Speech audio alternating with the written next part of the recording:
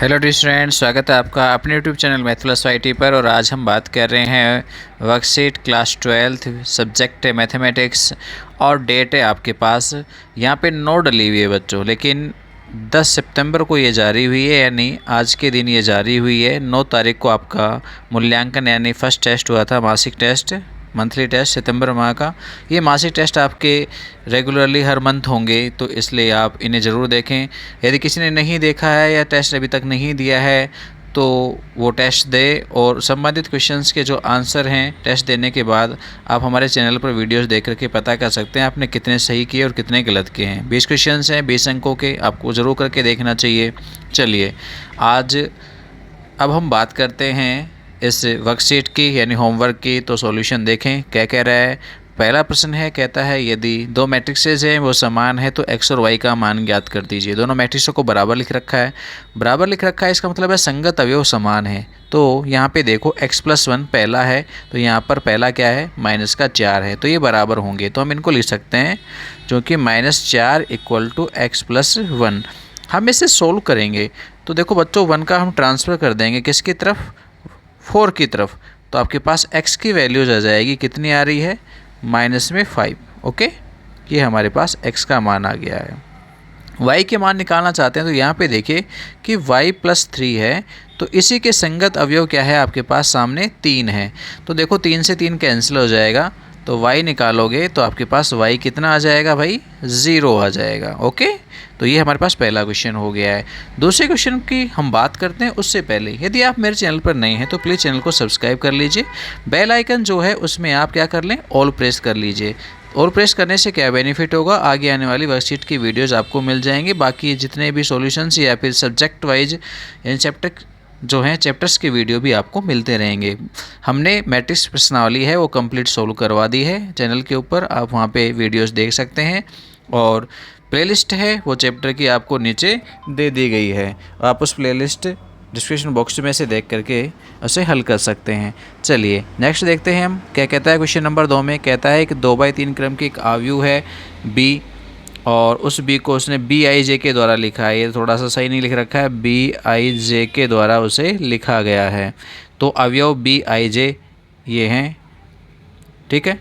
तो Bij जो अवयव है वो मिला है 2 × I × j, इसे हमें ज्ञात करना है, यानी 2Ij सभी का गुणा हो रहा है, हम इन्हें ज्ञात करेंगे। तो ज्ञात करेंगे तो देखिए क्या क्या बनेगा। देखो सबसे पहले तो हम B मैट्रिक्स को लिखेंगे। 2/3 क्रम की मैट्रिक्स हो क्या सकती है, वो हो सकती है A11, A12, A13। ये तो पहली पंक्ति जिसमें 3 स्तंभ हो गए हैं, और ये दूसरी पंक्ति A12, 21 और A22 और A23, ये आपके पास मैट्रिक्स B होगी। अब सभी अवयवों को हम ज्ञात करेंगे यहाँ पे। तो ज्ञात करेंगे तो क्या करना है भाई, सबसे पहले A11, तो I का मान भी 1 और J का मान भी 1, तो 2 × 1 × 1 कितना बन जाएगा, 2 बन जाएगा। नेक्स्ट बात करेंगे 1, 2 की, तो 2 I की जगह 1 और J की जगह पे 2, तो ये 4 आ जाएगा। A13 की बात करेंगे तो 2 × I की जगह 1 और J की जगह पे 3, तो ये 6 आ जाएगा। ऐसे ही बच्चों हम निकाल देंगे A21 को, तो 2 × I की जगह 2, J की जगह पर 1, तो ये आपको मिलेगा 4। ऐसे ही A22, तो 2 × I की जगह 2, J की जगह पे 2, तो ये आपको मिल जाएंगे 8। ऐसे ही A23, तो इसे देखें तो 2 × I की जगह 2, J की जगह पे 3, तो गुणा करने पर आ जाएंगे 12। तो हमने 6 के 6 एलिमेंट्स निकाल लिए। तो मैट्रिक्स B हम लिख सकते हैं, यहाँ पे क्या आएगी भाई, पहली पंक्ति के जो अवयव आए थे वो आए थे 2, 4 और 6, और दूसरी पंक्ति के जो अवयव आए हैं वो हैं 4, 8 और 12। तो ये आपके पास मैट्रिक्स B प्राप्त हो गई, जिस हिसाब से उसने Bij दिया था, ठीक है। ये B में लिखा हुआ है, हमने A में लिख दिए, कोई बात नहीं, हम इसको चलो A कर लेते हैं। आप लिखो तब A लिख लेना है इसको, ओके। चलिए तीसरे प्रश्न की बात करते हैं। तो एक मैट्रिक्स A है वो कि 3/3 क्रम की है। क्या कह रहा है, AT transpose OT transpose A ये सममित आव्यूह हैं, ऐसा आपको सिद्ध करना है। सबसे पहले हम बात कर लेते हैं A का और इसके ट्रांसपोज मैट्रिक्स का मल्टीप्लाई करके कि वो सममित है या नहीं है, ठीक है। तो सममित होंगे या नहीं होंगी इसकी जांच हमारे पास हो जाएगी। तो सबसे पहले ये है मैट्रिक्स A, और मैट्रिक्स A जो दे रखी है उसकी ट्रांसपोज हम बनाएंगे तो वो क्या होगी भाई, 3 2 1 1 0 5 और 2 3 4, यानी पंक्तियों के स्तंभों में बदलते ही ए ट्रांसपोज आ जाएगी।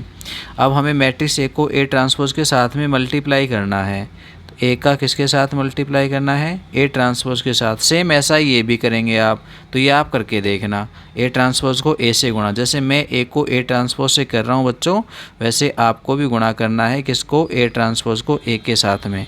तो जो कार्य मैं इसके लिए करूँगा सेम वैसा ही आपको इसके लिए करना है। मैं आपको एक ही करा रहा हूँ ताकि आप दूसरे को कर पाएँ, सेम उसी प्रकार से। तो ए मैट्रिक्स है वो है 3 2 1 1 0 5 और 2 3 4। इसको हम गुणा करेंगे ए ट्रांसपोज जो यहाँ पे लिखी हुई है 3 1 2 2 0 3 1 5 4, हम इसके साथ इसे मल्टीप्लाई कर लेंगे। मल्टीप्लाई करेंगे तो देखो क्या आएगा, करिए पहली पंक्ति को हम गुणा करेंगे पहले स्तंभ के साथ, तो 3 गुणा होगा 3 से 9 बन जाएंगे, 2 गुणा हो जाएगा 2 के साथ में, तो कितने बनेंगे, 4 बन जाएंगे प्लस के, और 1 को 1 से गुणा करेंगे तो 1 आ जाएगा। नेक्स्ट की बात करते हैं, दूसरे स्तंभ से गुणा करेंगे, 3 को 1 से 3 बनेगा, 2 को 0 से करने पर 0 और 1 को 5 से करने पर 5 बनेंगे। फिर तीसरे स्तंभ के साथ गुणा करेंगे तो 3 दूनी 6 प्लस 2 तिया 6 और प्लस में 1 गुणा 4 4। ये हमारे पास पहली पंक्ति का तीनों स्तंभों से गुणा हो गया। अब दूसरी पंक्ति का तीनों स्तंभों से गुणा करते हैं, लिख दो सीधे सीधे फटाफट, 3 + 0 + 10, दूसरे स्तंभ से करेंगे तो 1 + 0 + 25, तीसरे स्तंभ से करेंगे तो 2 + 0 + 20।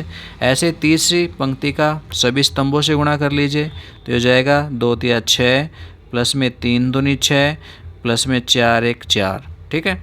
फिर दूसरे स्तंभ के साथ करेंगे तो 2 + 0 और 4 को 5 से करने पर 20, और लास्ट में 2 का 2 से 4, 3 का 3 से 9 और 4 का 4 से 16।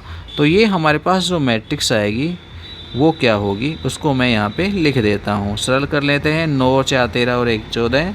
नेक्स्ट की बात करते हैं तो 5 और 3 8, और नेक्स्ट की बात करते हैं तो 6 6 12 और 4 16। दूसरी पंक्ति में आते हैं तो ये आपके पास मान हो गया 13, यहाँ पे हो गए हैं 26।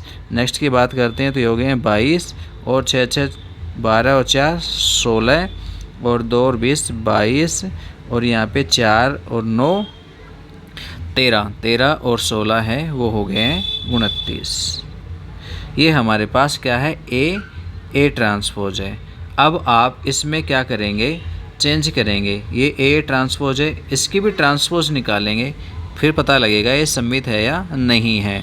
तो ये तो ए ट्रांसपोज है, तो हम ए ट्रांसपोज के लिए भी ट्रांसपोज ज्ञात करेंगे तो पता लगेगा ये सममित है या नहीं है। तो जो ऊपर लिखी हुई है उस ऊपर लिखी हुई मैट्रिक्स में हम पहली पंक्ति को पहला स्तंभ बना देंगे। स्तंभ बनाएंगे तो 14 8 और 16 होगा।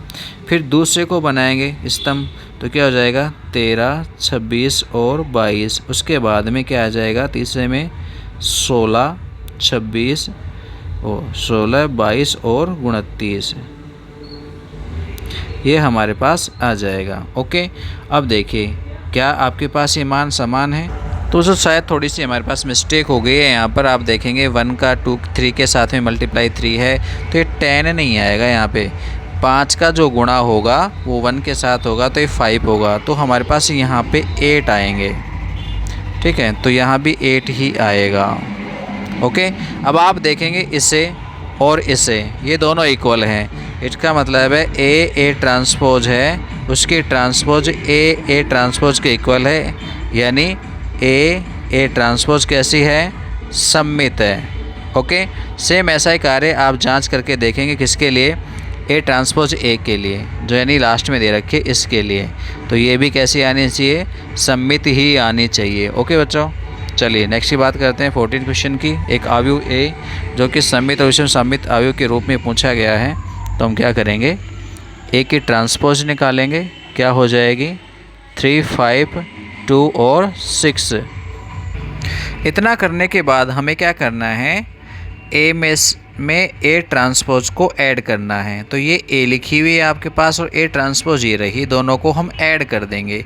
ऐड करेंगे तो 3 में कितना जुड़ेगा 3, तो ये हो जाएंगे 6, 5 में 2 जुड़ेंगे 7 हो जाएंगे, फिर 2 में 5 जोड़ेंगे ये 7 हो जाएंगे, और 6 आपके पास जुड़ करके बन जाएंगे 12। ये तो हुआ a प्लस ए टी। ऐसे ही हम किसको निकालेंगे, a माइनस में ए टी, यानी a में से a ट्रांसपोज को घटा देंगे। तो घटाने का काम भी कर लेंगे। 3 में से घटाना है 3 को, तो ये हो जाएगा 0। 5 में से 2 घटाएंगे तो यहाँ आ जाएगा 3, और 2 में से 5 घटाएंगे तो यहाँ आ जाएगा माइनस का 3, और 6 में से हम 6 को घटाएंगे तो यहाँ आ जाएगा हमारे पास 0। ये मान आ गए हमारे पास, a प्लस ए ट्रांसपोज और a माइनस में a ट्रांसपोज। ये तो आपके पास भाई ऊपर वाले क्वेश्चन का है। ओके, ये मिल गए। अब देखो, चूँकि हम मैट्रिक्स A को लिख सकते हैं सममित और विषम सममित अवयव के योग के रूप में, यानी a प्लस ए ट्रांसपोज और 1/2 a माइनस ए ट्रांसपोज के रूप में। ये सममित मैट्रिक्स है और ये कैसी है, विषम सममित है। ठीक है, तो अब हम यहाँ पे सभी में लिख देते हैं इनको। a equal to 1/2 a plus A transpose हमने निकाली है समीकरण 1 से।